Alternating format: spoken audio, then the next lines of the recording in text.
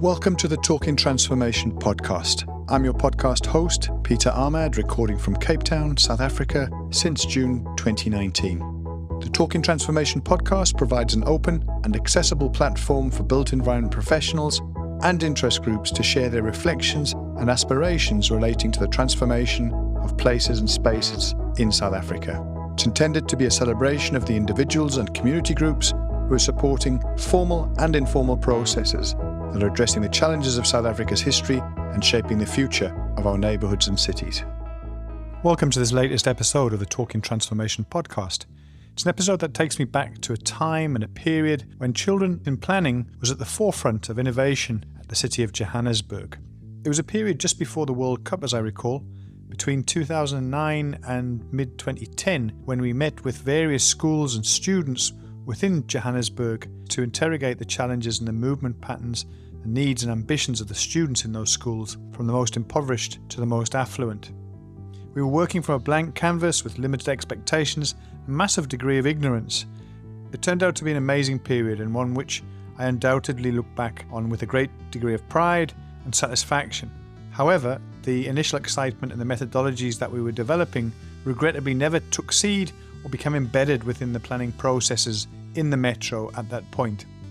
And when I revisited some of this for studies a couple of years ago, I posted about it on LinkedIn. I talked about the successes and my reflections on that period and the process, and asked the whole range of players, including my executive director at the time, Professor Phil Harrison, about his recollections and the thoughts about that time and what we were trying to achieve. Remarkably, within a couple of months of that post, Phil had pulled together a collaboration of professionals working within the public and private spaces, the NGO sector, to pull together and put the basis of a practice note that considered the needs of children in planning and design processes. This was published about a year ago, and today's episode looks back not only at the genesis of the discussions back in City of Johannesburg, but also in terms of the practice note, the recommendations, and what led to that document being pulled together. Joining us as a third town planner and advocate of integrating children into planning processes is Lekgolo Mayatula. Lekgolo's planning practice and experience with children and passion for the subject certainly makes for compelling listening. Throughout the discussion, it's obvious that this is not about rethinking the entirety of the planning process, but rather thinking about the opportunities to ensure that the needs and perspectives of the youth are considered in our planning. Public participation is a tricky exercise at the best of times. However, sometimes there are obvious opportunities and lenses that we should be considering, which get left behind or drowned out in the noise. So this episode at least tries to balance perspectives and advocates for practical approaches to rethink the way that we do our plans and processes. As always, we hope you'll enjoy the episode. During the course of this week, I've lost a very close friend and confidant, big friend of the Talking Transformation podcast. Alberto Nicolo was a massive inspiration to me in my time here in Cape Town. He was a big supporter of the podcast. From its very inception, he assisted me in getting the music from Tribal Need. He's a good friend of Ricardo from Tribal Need. And he was able to convince Ricardo to allow me to use the music that has become such a cornerstone of this podcast. He was also a constant feedback and input on the podcast, the material, the style, the content of the podcast. As an actor and model, he was very much somebody who understood these things far more than a planner trying to make his way in the media field. The loss of my friend is a desperate sadness for me personally, for anybody that knew him. He was a father, a husband, a great, great friend, massively missed already. This episode is dedicated to Alberto Nicolo. May you rest in peace, my friend. So it's just coming up to 4:30 on Wednesday, June the 28th, and I'm delighted to be joined by two colleagues, one in Cape Town and one up north in Johannesburg. Let's start there. Lekgolo Mayatula, how are you this afternoon, and how's Joburg keeping this afternoon? It's a bit of a chilly day, I must say. Hi, Peter. How are you doing? Yeah, chilly down here in Cape Town as well today. I was up in Joburg a couple of weeks ago. It was lovely blue skies, but it was cold. cold. Winter has arrived. Indeed. And making the great trek south, we are absolutely delighted to host in Cape Town not here in the pod bunker today, but across in Somerset West. Philip Harrison, Prof, how are you keeping? Long time no speak, but lovely to see you here, and welcome back on the Talking Transformation podcast for, I think, your third time. Thanks for having me on again. You must be a masochist bringing me on for the third time, but it's great to be here. And Sydney is cold in Cape Town. The fans demand it, Phil. The fans demand, they want to hear more of you. And again, going back to the first podcast we did together, we also talked about densification in Joburg not so long ago on the book that you were part of. And today we're talking about a topic that's very close to my heart and something that we worked together on back in the day, Phil, back in City of Johannesburg. I think it was around 2009, 2010, somewhere around there. And then Leholo obviously working together as a part of a sort of consortium, a collaboration, if you like, that has looked at youth planning, children in planning, and tried to think about how that can actually manifest in a more routine way, embed that within the approaches and methodologies used by the different planning organizations, different spheres and sectors. So that's what we're here to talk about today. And perhaps the best way to kick it off is to introduce your interest and your background. And let's start, Leholo, why children in planning, youth in planning is so important to you, and how does your work and your interests impact on this particular theme? My background is a town planner, so that just makes it a bit complicated because when we do our planning work, we actually don't necessarily focus on children. The journey of my life has brought me into a situation where I've gotten the opportunity to do early childhood development. I then got involved in my own company and also being in spaces where you work with children. I've got an NGO called Childish Nature. I'm part of that. And the more I got involved, the more I realized that we're really leaving out children in the spaces that we create as planners. And their voices are really important to hear. So what do we do about it? And that's where the interest came in. And I thought, let me look around and see what's out there. So that's my journey in a nutshell. That helps a lot to understand. Town planner by trade, always welcome on this podcast. Any town planner, welcome on this podcast. And Phil, let's take it back to your interest and maybe what led us to having to have that conversation back in your office around a youth plan for Johannesburg. What was that about and where did that come from? I'm a planner, I'm a father, but maybe there are two ways to talk about where this came from. The one is obviously about children. And I mean, we can go back to the UN Convention for the Rights of Children in 1989. Now it's 30 years later. And that UN Convention affirmed the right of children to participate in public life. And 30 years later, in fact, we see a decline in children's participation, maybe for good reasons, because of safety and security and other concerns for children, but they're increasingly cloistered at home and at school.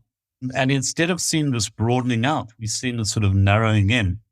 And so there's a small network of concerned individuals. There's a small network of NGOs and even officials in government that have evolved a concern to promote children as citizens with the rights and responsibilities of citizens, not as citizens to be, but as present-day citizens. And so I need to mention some in Play Africa, Regio Alliance, Moses School, Trinity, Fixed, and others. And through this concern with children as citizens, a number of initiatives, experimental initiatives began. Child-focused open streets, in the Urban Festival, a workshop on children as citizens, and flowing from that also this practice note on mainstreaming children into planning and design. So we could talk about it from a concern relating to the rights of the child, if you like. But we can also talk about the concern we have around planning. There is a feeling that to some extent an element of stagnation has crept into planning practice, certainly after the energy of the early post-apartheid era. There's certainly a concern, I think, in terms of participatory processes in planning, that there isn't the sort of innovation that we had hoped for in terms of participation, and that there really is, I think, a need to find ways to rejuvenate planning. And going back to the City of Joburg in 2008, I think we recognized it even then. And the idea that bringing the voice and energy of children into planning processes might be one way of re-energizing planning. And in fact, in 2008, 2009, when we were working together, the initiative was a children's plan using geography students to work with planners in the city of Joburg to develop that plan. I think it was a positive process. It was an energizing process. It was a disappointing process because it wasn't taken up politically. And I think when you came, and Enika de Villiers, who was also working in the city of Joburg, when the two of you came back to me a year ago and said, remember that process? Remember the excitement of that process? Isn't there a way of sort of relooking at it and thinking again about how bringing children in can revitalize planning processes? I think that was also another important thread which led to this particular initiative in terms of preparing a practice brief. It inspires. It reminds me of that time. And we were almost working from a blank canvas, as I remember, Phil. There was limited research as to what could be done or what had been done. And it was make it up as we go along. And as you say, the idea, we actually started in Ivory Park, between Joburg and Pretoria in Ivory Park. And in that instance, there was only 3 secondary schools. And that for that density of community in the first place, there's an immediate challenge there just in terms of provision of amenity. But then when we engaged with the youth there, and it was the what would I call pre-matric students in the geography class who had an inclination towards space and thinking about things in geographic terms, the nature of the challenges that unfolded in respect of the way that most of them were walking to school, the threat and danger that they were facing in relation to people, places, infrastructure that wasn't there, for example, bridges across flooding areas. All of that manifested and I think came up with a very useful approach and way to respond to that. And of course, the challenge was, well, how do you then deliver on that and addressing the softer issues in the community, but the infrastructure elements through a capital budget, which in itself is a contested space at the best of times. So yes, it was an inspiring time and also one that, as you say, perhaps looking back, we weren't able to make the most of it. And contestation, change in personalities, all of that would play its part. Looking at planning and voices of children in processes and planning, and particularly their emotions. Lekolo, I mean, this is something that you, I think, are quite particularly passionate about. Any thoughts or responses to sort of these introductory remarks from Phil and I, reminiscing back in the day when I think we were probably using green screens and a big clunky mouse with a cable? I think the work that you guys did was absolutely amazing. Even though it was from a blank slate, it started something quite remarkable. And as time has gone on, I think from my perspective, the scenario has been that watching planning and being part of the planning process, the challenge then becomes how planners engage and communicate. We're very rigid and we're very structured in terms of how we do things. And of course, there's legislation and budgets, some of the stuff you guys already touched on. But I think the other part is the voices of the children. Who represents the children? Do they speak for themselves? Or do we have parents speaking on their behalf? And then do we take their emotions into consideration when they get involved? Do we really hear them for what they're saying? And do we actually take that into consideration and give them feedback and follow through and understand and engage with them at a level that allows them to understand that they're also influencers in those spaces because they are the end users anyway, whichever way we look at it. And I speak at it from a perspective of public open spaces, for example, or just normal spaces where children are supposed to interact and engage in. How much do we get children involved in those spaces? That, to me, as well, is one of those interest points that are quite key in terms of what we need to look at as planners and how do we take it forward, given the processes. When we were reflecting on that exercise in Ivory Park, we chose a very particular sample from a particular age group, a particular study background.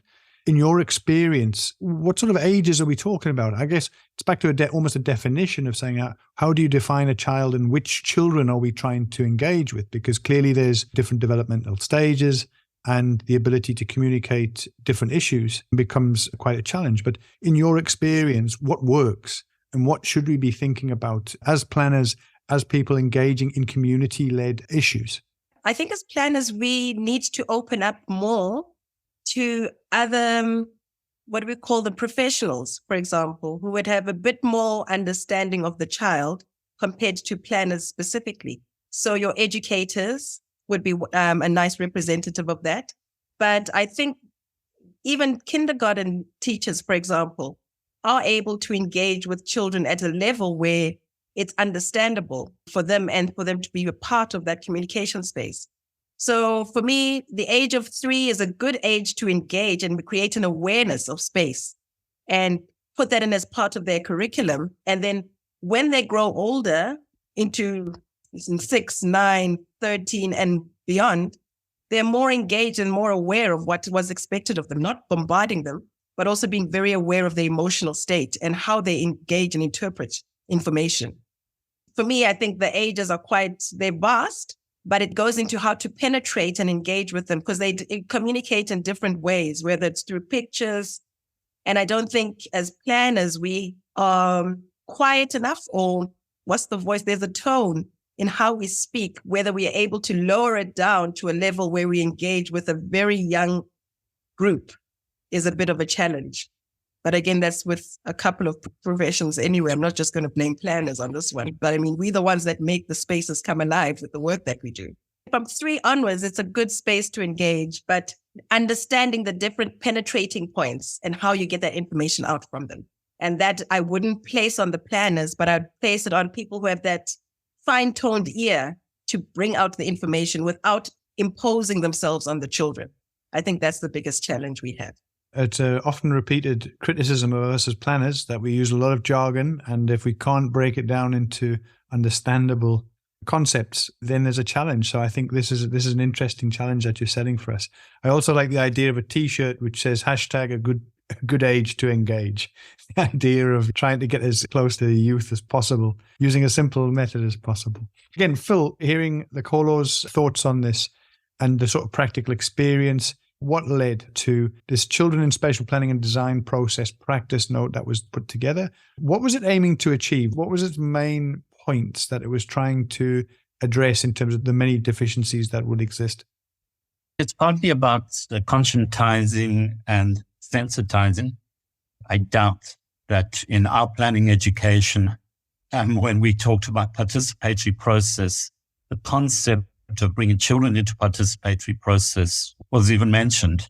So there is a need to sensitize. There are multiple reasons why we should bring children into planning processes. Some are clearly about principle. It's the world of the children. It's their world in the future. So surely there should be future shapers. It shouldn't just be left to the adults. The adults, we've managed to mess up the world. And perhaps bringing the perspective and listening more carefully to the concerns of children about their world in their future would add something to planning. So yes, there's something about principle in terms of bringing children into planning. There's also something about the pragmatics of planning and the idea that by bringing them into planning, we can actually improve the quality of planning and the quality of design. I mean, children are naturally creative. We manage to eliminate much of that creativity through the socialization process over the years, but they're naturally creative and they're questioning. They have a natural concern, I think, for issues of social justice. They are aware of the environment, perhaps in a different way from adults. And so someone wrote that children are natural born planners. And can we sort of harness some of that in the processes that we're engaged in? It's obviously not about children planning the world without adults. It is about co-creation. It's not naively leaving decision-making to children, but it is about using different methods to bring children into these processes and to improve these processes because of what the children bring. So there's strong pragmatic reasons for engaging children. So the practice note uses a bit of theory, and it also provides a lot of precedent to give guidance. We're not the first people who've thought about this. There's some really exciting initiatives. In other parts of the world, there have been some initiatives in South Africa. So it's about bringing the lessons of what has happened to our current ventures. It's also about providing, at least advising professionals where they can go for more detailed guidance in terms of the methods, in terms of the approaches. And there's some wonderful work that's been done by UNICEF, for example, and by some of our local NGOs like Play Africa. There's the children's plan of the children's NDP of the National Planning Commission. So they're documents and providing guidance, giving the links to those documents, and then also providing some recommendations in terms of how we can move forward from this. So essentially, Peter, it's targeted at professionals. It's targeted at planners and designers in the public and private sector in the hope that they might take on board some of these principles. Where were the inspirations and where were those best practices that were encapsulated within the practice note? There were studies in Sweden, studies in Norway, and studies in Canada that actually gave a concept or gave ideas on what other places have put in place and what the challenges have been. Because in all work done, there's also been critical points that were raised in terms of the power struggles that exist between the different decision-making processes and the different people who are involved in those processes. For example, your planners are restricted with the budget and the timelines and all of that, whereas the children and their understanding of the process is, if I spoke about it today, I'm expecting something to happen in the next week or something because it's exciting. Their concept of time is different compared to what the professionals are looking at. And I think it also provided an opportunity for other professionals to start getting an understanding of how they can penetrate and be part of the planning process. Then it doesn't leave planning as a built environment space, but you've got other things coming, other players coming in, whether it be from a social perspective, an education perspective, which then becomes a bigger part in terms of creating spaces that are more livable and usable. That's some of the information that we pulled out from the practice note and also from the studies that were done in the different countries, but not being oblivious to the power struggles and the power plays that are in place. And how do we cushion those? Because once we start these processes and when we allow children to be a part of these processes, which they should, how do we then also protect them at the same time and not just use them as tokens for us to say we did public participation or participatory planning, and then we just leave them out. So one of the criticisms of the processes followed in some instances, I think it was in Canada, they mentioned that the feedback time, when they needed to give feedback to the children were not interested or they were not there anymore, in the sense that their concept of what needed to happen was totally different from the timelines the municipality had. So that in itself was a challenge. And sometimes we just don't value the kids to give them the feedback because we figure their part is done. Let's move on to meeting targets and timelines. So there's challenges in the process, but there's also opportunities. So that's what I've picked up in the process, but it's doable. I think closer to home in terms of the Johannesburg experience, if we look at some of the work that Johannesburg Development Agency were busy with, particularly in and around places like Constitutional Hill, Newtown and so forth, my understanding is there was a part of the capital budget that had to be dedicated in terms of the budget and the projects related to art-related initiatives that in turn allowed a much more, let's call it a deeper dive in terms of creative ways to engage with children and so forth. How do you think that is either useful or replicable 10, 15 years on from that? Let's go back to some of the international experiences and then I'll come to Joburg. There's some wonderful initiatives. I mean, even a poor country like Nepal has got a local government act which actually requires 10% of capital grants to be allocated to concerns relating to children. Okay, we're nowhere near this, but it can be done in a poor country. There's cities in Japan, for example, that require, in terms of their local ordinances, children's participation in civic processes, and cities elsewhere in the world that have children's officers to ensure that in any process in the city, children in some way, particularly if it affects them, which shapes the future, are involved. There is wonderful precedent to build on. I do think that the UNICEF's Child-Friendly Cities initiative is really important. There are more than 180 mayors who've signed up a declaration to create child-friendly cities. We may be lagging, and there's a lot to be done in our continent, but the precedent is there. And certainly in South Africa, we were part of the Growing Up in Cities project. I think the Children's Institute at UCT in Cape Town played an important role. And so that experience, that local Cape Town experience, we've talked about the Joburg experience. Okay. It wasn't sustained, but it was an experience that we can draw from and draw lessons from. Play Africa at Constitution Hill has been holding workshops on designing with children. And so from civil society, we see that interest, and certainly thinking about the JDA's work and their creative and innovative approaches to ensuring that public art comes together with development, and then working with artists like our colleagues in Trinity session to ensure that the creation of public art happens with and using children. And through that process, actually children becoming quite central in activating space in the city of Joburg. Now, we need to go back to those lessons. So there've been many starts along the way, but the question is, how do we sustain it and how do we institutionalize it to make sure that it becomes a requirement and that planners really ensure in everything they do that they take this into account? Yes, we've got the local precedent and we've got the international precedent, and it points the way and shows that we can do it. It certainly does. And I think the other thing that the practice note actually sets out very clearly is a series of recommendations for different sectors, whether it's the public or private sector, the academic field, as well as the different spheres of government, the national, provincial, and the municipal. What are the practical ways and means that the practice note is advocating in respect of, for example, the way that municipalities engage in spatial development frameworks and that type of thing? We have recommendations, I think, that are targeted at all spheres and are targeted at government and civil society and educators.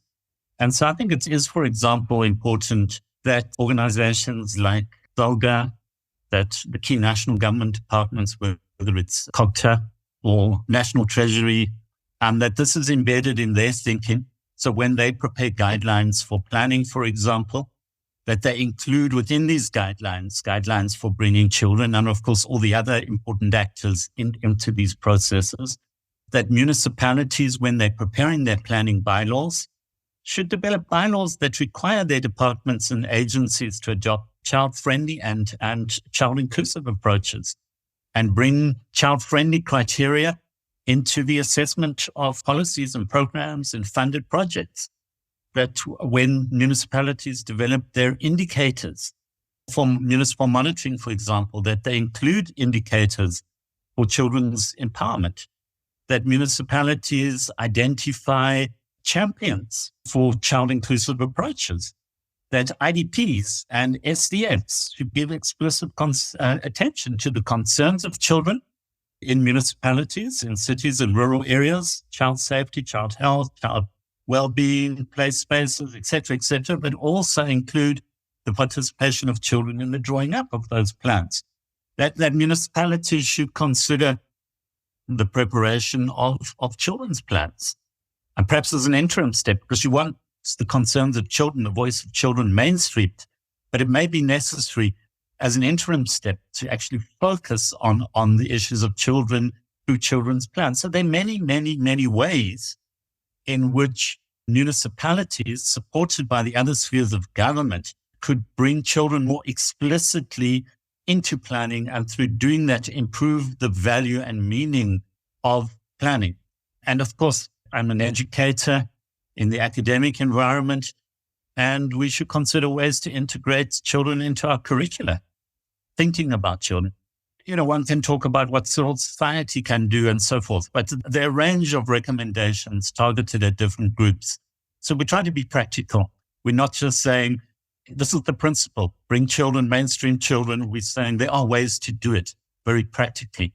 And when you think about budgets, include child inclusion into budgets, for example. And obviously, we're not saying that children should be prioritized over other groups in society. We're just saying children must be there and in the discourse around inclusion in South Africa and wider. There's a strong discourse around inclusion, but if you look very carefully, it's very rarely that children are part of that discourse. And that's the balance we're trying to shift in this process. I think it's a really important point that you're making, Phil. This is not about, this is more important than, that must take precedence. It's saying it needs to be one of the considerations. It can't always be about he who or she who shouts loudest gets heard. and that this is one of the considerations, almost a foundational layer within the planning sphere around when we're engaging. It needs to be one of the lenses that gets thought through and looked at. And it would typically take a different type of training, a different type of thinking, if that was to become the norm, as opposed to a handful of individuals who are crusaders, if you like, in respect of trying to look at reform. And I mean, within this educational and professional sphere, maybe, Lakolo, there's specific things that you're very passionate about in terms of what the recommendations that the report makes. Perhaps you'd like to pick up on a couple of those in relation to the education and professional sphere and the recommendations made. As a mother, firstly, and then as a planner, it's really important. And from an educational point of view, you want to make sure that your children are well-rounded, not only about life, but also about the environments that they stay in. And the education curriculum, both from a planning perspective in the planning schools and taking it also to an educational, primary, high school, early childhood development spaces, education is quite key in terms of how do we then embed this philosophy of children participation and children being heard and understood for who they are and what they're expressing. When you're looking at the planning space, for example, higher education, there is nowhere where we actually focus on getting children involved in planning. We talk about the marginalized or the ones that don't have voices, but children don't exist. So how do we start penetrating and creating that within the curriculum itself at higher institutions of learning that offer planning? And then going further down, looking at early childhood development and schools. I mean, in geography classes, for example, in other ways, how do we create that opportunity? So networks around that, creating projects around that, for example, where budgets can be put aside, maybe in connection with municipalities and different schools or higher institutions of learning, where you actually start putting these principles of the practice notes into action by trying them out and using that as case points to then bring the momentum up and refining our policies, because it's a process and work until such time that we've got something that continuously allows children to be heard and seen and understood in the planning processes. So I think that for me was just an underlying understanding of what can be done and what we could think of going forward, aligned with the practice note. The response, Phil, so far from the likes of SACPlan, the South African Council for Planners, or the Council for the Built Environment, CBE, the South African Institute of Architects, what's the response been from, let's call it the organized umbrella organizations and councils that are typically, if not at least steering the agenda and the curricula in the educational space, certainly trying to communicate different ideas and thinking to their members? Have you had any engagement? Have you had any feedback? Is this something that is essentially a next stage of this project? The organized profession, I think, has responded positively. So SACPlan and South African Institute of Architects have featured the practice note in their newsletters. It's on the website as a practice note of SACPlan, so it's available. And apart from the organized professions, the City Support Program in National Treasury, and significantly the South African Cities Network, which has reached into big cities in South Africa. They hosted a workshop with us on Constitution Hill, inviting representatives of municipal representatives, other government departments, and civil society to engage around the practice note and also to talk about other initiatives in other parts of the country. So, I mean, that's very positive. And the idea of preparing children's plans, I think, was picked up from that workshop, and let's see what happens. So the practice note is out there. It's easily accessible. The Gauteng City Region Observatory has it on their website. They've circulated it widely. So that's one thing to circulate it. Of course, it's another thing to measure impact and take up and whether it actually changes practice. But I think the process of conscientization hopefully has begun, and we're talking about a number of small experimental initiatives that we will continue with, but we hope that planners will take up the idea of bringing children into their processes and see what happens. It's open-ended. It's still experimental. We don't know the outcomes, but we believe that if it's carefully handled, it could well enrich planning and design processes. There may be planners who've been advocating for the needs of children. You need child-friendly cities, but we're saying something a bit more than that. We want child inclusionary cities in which we begin to incorporate the voice of children into the shaping of the future. What will happen if we do that? Will it change the nature of planning and the outcomes of planning? It's experimental. Let's see. We think it could be innovating. Lekgolo, if I ask you to take your crystal ball, polish it, what could it look like? What do you think from your experience, your practice, your observations? What's realistic in a sort of a sequential, short, medium, long term to see change? And what would be evidence of that? Because I guess on the one hand, some listeners might be thinking, this all sounds well and good, but we're battling with basics of water, sanitation. We know that. Phil's made the point very well that this is not about this is more or less important. Let's think about it in terms of practical steps of what do you think could be indicators of success, of an opportunity to demonstrate in practice these things that can change fundamentally the way we go about our business? I think for starters, kids love playing. All right. So if we take it from that perspective and use it from that guide and say, okay, how do we work with kids and not try and impose what we know, but allow them to lead the process? So as Phil was saying, it's almost like we don't know, but we need to just give it an opportunity for what it really is by engaging with children at their level. For example, if we're looking at streets and we're saying, let's target at a specific street, what do you think about the streets? Let's start walking around the area. Which area, what would you want from this space? What would you like to see from this space? And this is us being in the space of children, walking behind the children, listening to them. So then we are learning from them as we go. Then we ask them to draw this stuff or present it to us so that we're able to understand what it is they're talking about because they've actually walked the space with us. And from their perspective, hear what their concerns are. And we start working with that to create the spaces. Now, your question was 2, 3 year, 5 year crystal ball scenario. I don't know, but I know that when you hear it from a different angle, there's definitely going to be a different response because then it means that you are letting go of what you know to understand what the problem is from a different perspective. So you are also learning in the process. And I think that's an opportunity for planning because planning has got such a negative connotation to it with all the work that planning has done. And still you have the misery, the unhappiness, the gated communities, the non-exclusionary spaces.